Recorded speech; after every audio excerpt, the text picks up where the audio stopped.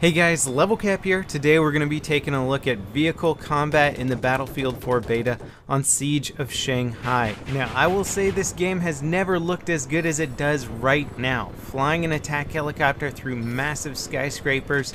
That's Matimio, the gunner, in front of me, and we are just coordinating on targets, dominating stuff, watching everything blow up.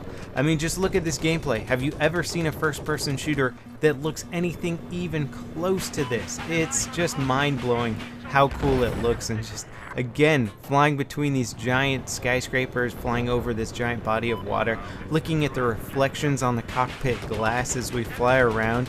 This game is just stunning. Every time I jump into a chopper or just play on the conquest mode of this map, my mind is just blown by how good everything looks. At the moment, vehicular combat is a little bit easier than it's going to be when the full game launches and people start getting all their lock-on weapons and their advanced rocket launchers and that sort of thing. Right now, infantry don't have as many tools to fight against vehicles, so if you want to get into vehicles now, learn them now, it's the perfect time to try out tank driving, helicopter piloting. In the final release of the game, they're in fact going to have a area where you can test pilot, so you don't have to join in a server and worry about aggravating people because you don't know how to fly a helicopter and you keep crashing it. You're going to have a test zone, and this is the perfect addition to the Battlefield franchise, because vehicles have always been that sort of thing that might frighten some of the newcomers to the series, some of the players who don't want to play giant conquest maps because they're afraid of vehicles.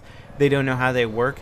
Well, the beta is the perfect place to learn, and the final is going to have that great test zone. So I recommend all people who are getting into Battlefield to try out the new vehicles, because they're a lot of fun, and once you get the hang of them, they're not quite as daunting as you might think, and they will provide you a huge tactical advantage. Being an opportunistic warrior in this game is probably the most fun way to play. Having played Battlefield for years and years and years, just being a veteran of all the series, I can tell you that I really enjoy getting into every single vehicle, trying out every single infantry class, picking up all the guns, and just being able to take advantage of everything on the map, playing opportunistically. If a helicopter appears in front of you, a tank appears in front of you, and you jump into it, take it, and have some fun with that, you are going to have the most fun in this game than you're going to have in any other shooter. Now, Matimio is flying the attack helicopter around, and I get my brief moment as the gunner, and I gotta say, it's a lot of fun.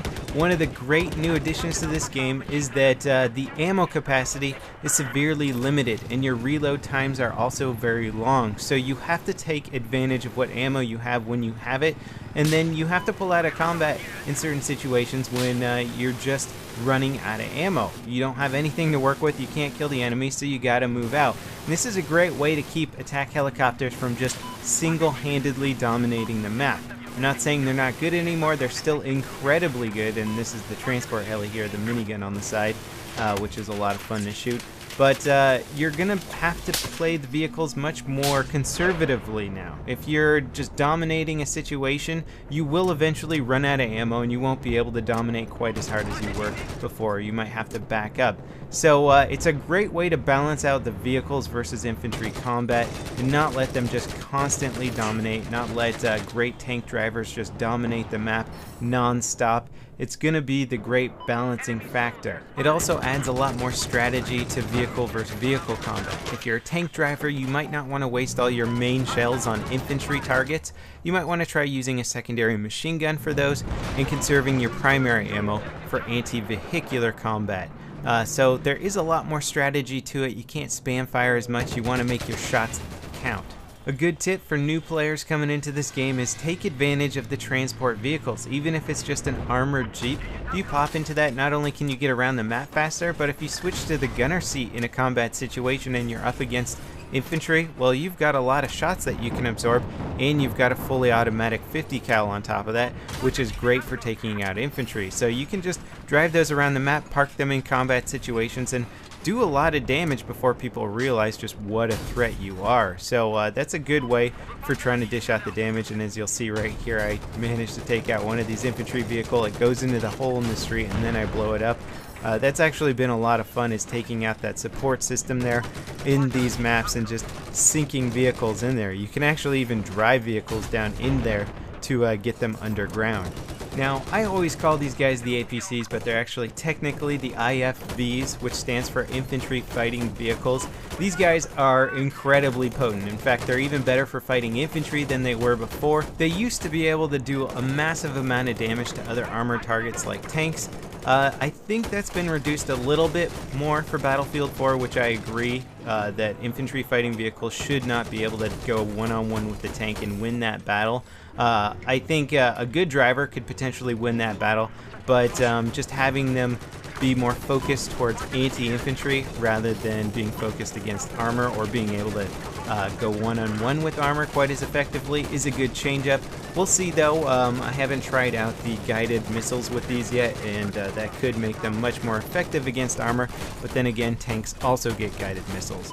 Either way, it looks like vehicle balance has improved for the better. They're not going to be able to dominate infantry quite as much as they could before because of their limited ammo capacity, and it also seems like it's going to be a much more skill-based game for armor versus armor combat. Now, how about these boats? This is the attack boat, and it spawns once the skyscraper comes down in the middle of the map, and you can pretty much dominate the entire bay with it. I'm on the minigun side right now. Matimio's driving the boat at the moment, and as you can see, this minigun is nothing to turn your nose up at. The side gunners have a lot of power, and the primary gunner has a huge amount of power as well. You can even get a guy to sit on the back of the boat to help repair it, fire off RPGs, anti-air rockets, whatever you want them to do. Currently, we don't have a lot of customization options with this vehicle, but I will say that it's still very effective against both infantry and armor.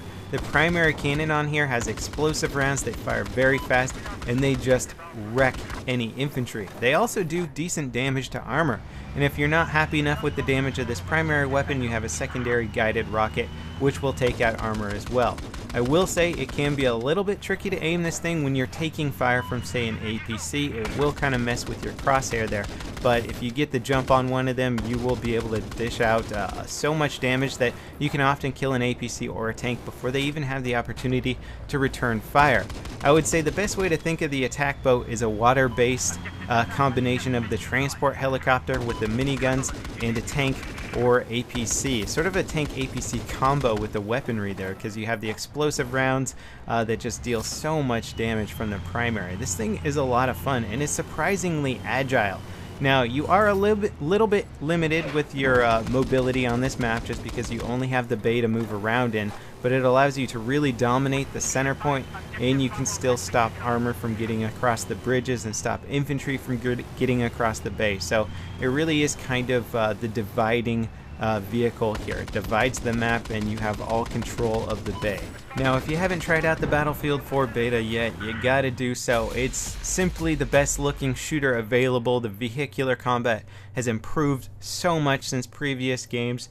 And despite some of the beta bugs, you know, it is a beta, it's still a ton of fun to play through it. Now, stay tuned to my channel for upcoming videos. I'm going to be talking a lot more about specific classes, their cool abilities, and a lot of the weapons that are available to them, ones that I haven't been able to focus on quite as much at any other point.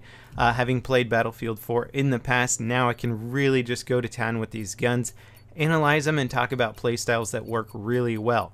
So thanks for watching, guys, and I'll see you next time. This is Level Cap, signing off.